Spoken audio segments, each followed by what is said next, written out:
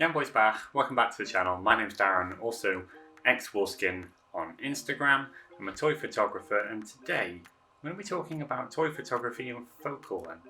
So recently on Instagram, I put up a poll asking people if they were using a mobile phone or a camera like this for their toy photography, or just their shots in general, actually.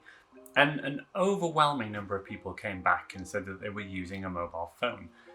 These days, with the phones that we have in our pockets, everyone's a photographer. So today I wanted to deep dive a little bit on toy photography and mobile phones in particular. Now, for those of you that are familiar with cameras like this, you'll know that the focal length is determined by the lens that we use.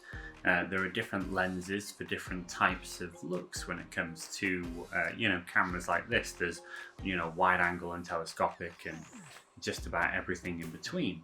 Now, when it comes to your mobile phone, however, we have to really rely on software in order to achieve a lot of these different views, with a few exceptions of, a new periscope design on a few cameras. But generally speaking, we have to deal with what's called digital zoom instead of optical zoom. Whereas a zoom on a camera like this is actually obtained by physically moving the glass at the front of the camera further away from the sensor, giving you a more kind of zoomed in effect. When it comes to your mobile phone, however, you're kind of relying on the software in the phone to do this for you. Now, how many of you have ever gone to the bathroom or looked at yourself in a mirror and thought, I look really good today? And then you quickly snap a photo of yourself and then realize, oh geez, I do not look the way I saw myself a few moments ago. It's mostly down to the way that you view yourself on a camera. In order for the camera on your phone to fit you in, it uses a wide angle on the selfie cam, 9 times out of 10. Now, because of this, it distorts the way that your face looks. Your face is much narrower than it is for real. Normally your nose is a little bit bigger as well, which does not bode well for me, I can tell you that. And then your features become a little bit elongated and it overall doesn't really look like you. So why am I telling you all this? I mean, a lot of it are probably things you already know, but when it comes to toy photography, the same as the way that you'd be shooting a person, focal length can drastically change the look of your photo. So here on screen at the moment is a rough representation of what this toy shot looks like at different focal lengths. So as you can see the difference between this here, max wide, and this here, which is the tightest that this particular lens goes, you can quickly see the difference between the way that the figure and the background changes. So that's it for today, guys. I wanted to shoot a little bit more of a sort of camera basics video, really.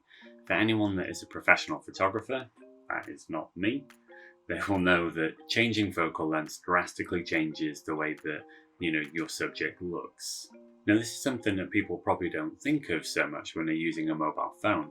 The tech in a mobile phone these days is pretty good, and it does a very good job at trying to eliminate this different sort of focal lengths on a phone. However, it still has quite a stark and dramatic effect when it comes to the background.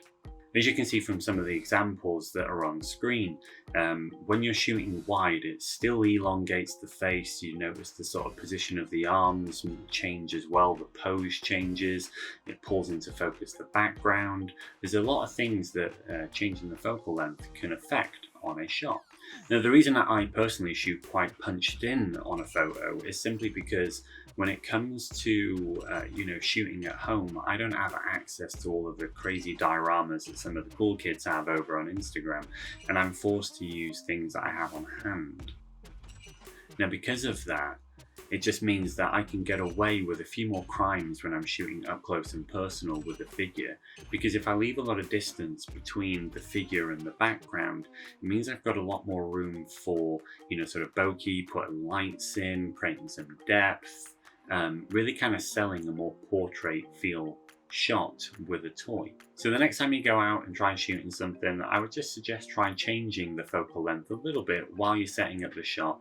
It can introduce a different look, a different feel.